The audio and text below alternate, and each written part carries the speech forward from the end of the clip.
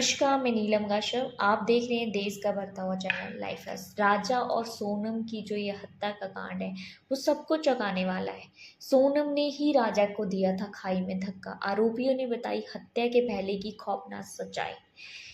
राजा रघुवंशी की हत्या पत्नी के सामने ही की गई। मारते वक्त पत्नी चिल्लाई कि मार दो इसे। आरोपी राजा की हत्या से पहले थके हुए थे, पर सोनम ने कहा 20 लाख रुपए दूंगी, मारना तो पड़ेगा। इंदौर के राजा रघुवंशी और सोनम के केस में कई बड़े खुलासे हुए हैं। राजा की हत्या की मास्टरमाइंड उसकी पट्टी सोनम ही निकली है। पुलिस ने सोनम के साथ में 4 आरोपियों को गिरफ्तार किया है। इंदौर पुलिस सूत्रों के अनुसार पूछताछ में आरोपियों ने जो कहानी बताई है वो बेहद ही खौफनाक है। इससे पता चलता है कि सोनम कितनी साजिश के साथ राजा की हत्या की योजना बनाई थी। सोनम और राज के बीच 5 महीने के प्रेम प्रसंग चल रहा था। राज ने कबूल किया है कि सोनम से अफेयर से 4 से 5 माह का था। पिता के हार्ट पेशेंट होने से सोनम लव मैरिज नहीं कर पा रही थी। पिता समाज में शादी करना चाहते थे, इसलिए उसने राजा से शादी को हाँ कर ली थी। उसने पहले ही तय कर लिया था कि शादी के बाद राजा को मारकर राज के साथ रहने लगेगी। सोनम ने राज से कहा था कि जब भी मैं विधवा हो जाऊंगी फिर तुम मुझसे शादी कर लेना, तब मेरे परिवार वाले भी हमारी शादी के लिए मान जाएंगे। 16 मई को रची गई थी हत्या की ये साजिश।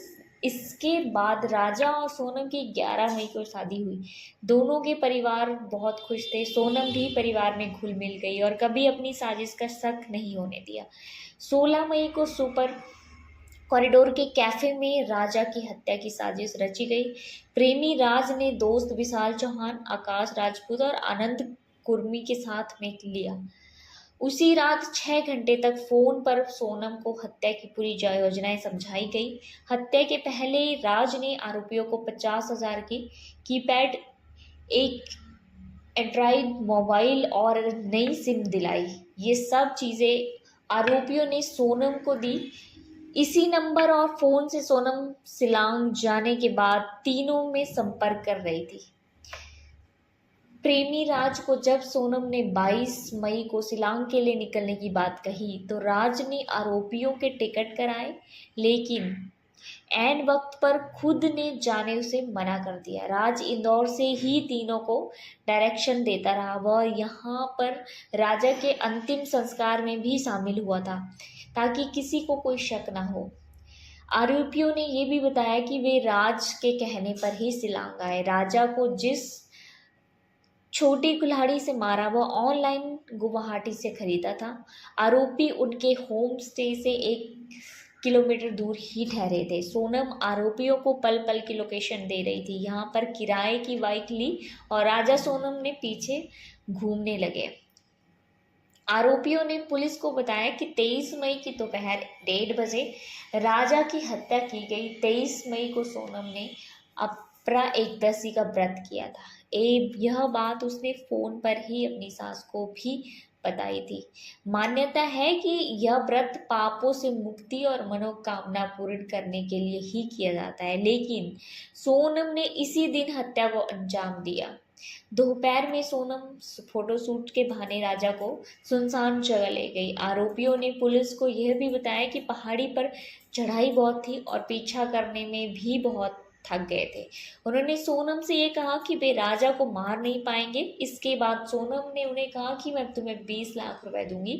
इसके बाद आरोपियों ने राजा को मारने का तय कर लिया। जब आरोपी राजा और सोनम के पास पहुंचे तब राजा को इस बात की बिल्कुल भी भनक नहीं थी। एक आरोपी आकाश राजपूत और इस दौरान एक दूसरी किराए की बाइक में वहां निगरानी कर रहा था। आकाश बार बार उस रूट पर ये देख रहा था कि वहां कोई आ तो नहीं रहा है। जब आरोपियों ने राजा के पास जाकर उस पर हमला किया तो उसने मुकाबला भी किया, लेकिन सीने व सिर पर गंभीर घाव से वह टूट गया। पुलिस ने बताया कि 4 आरोपियों में से एक विशाल चौहान ने राजा के सिर के पीछे से हमला किया था। उस दौरान सोनम ने आरोपियों से चीख कर कहा, मार डालो इसे। आरोपियों ने कहा कि खाई में फेंकने तक वह जिंदा था। खाई में फेंकने के लिए आरोपी राजा को उठा नहीं पा रहे थे तो सोनम ने खुद राजा को धक्का दिया और उसे खाई में फेंक दिया। आरोपियों ने ये भी बताया कि इससे आधे घंटे पहले ही सोनम ने अपनी सास से बातचीत की थी। हत्या के समय सोनम ने आरोपियों को 15,000 रुपए दिए। इस पर आरोपियों ने नाराजगी जताई तो बोली जल्द ही पूरा पैसा मिल जाएगा। यह 15,000 रुपए भी सोनम ने राजा के पर्स से ही निकाल कर दिए थे। इसके बाद आरोपी राजा और सोनम की एक्टिवा 25 किलोमीटर दूर छोड़ आए। सोनम ने फोन तोड़ कर फेंक दिया। इसके बाद सभी आरोपी अपने अपने घर के लिए ट्रेन से रवाना हो गए। सोनम अकेली वाराणसी गई।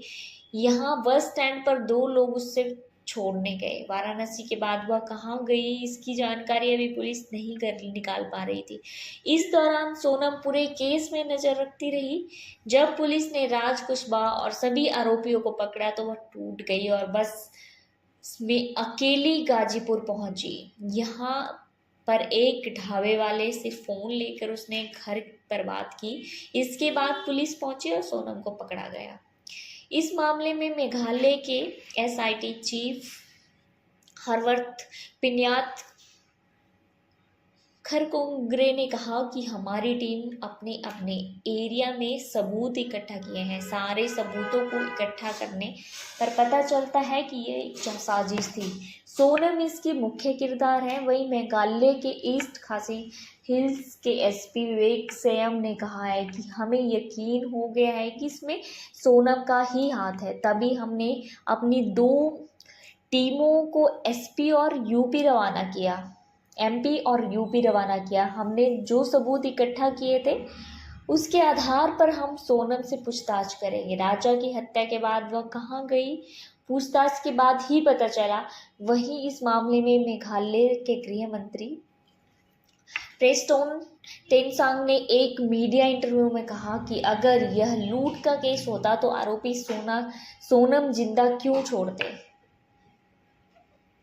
और ये एक जानबूझ के मर्डर किया गया है और मर्डर भी किसी और ने नहीं, उसकी खुद की पत्नी सोनम ने ही किया है। ऐसी ही नई और ताज़ा जानकारी के लिए आप जुड़े रहिए लाइव फर्स्ट टीवी के साथ। धन्यवाद। राजनीति की धार हो या खेल की रफ्तार, गांव की चौपाल हो या शहरों का धमाल, आप तक पहुंचेगी हर एक खबर सबसे पहले।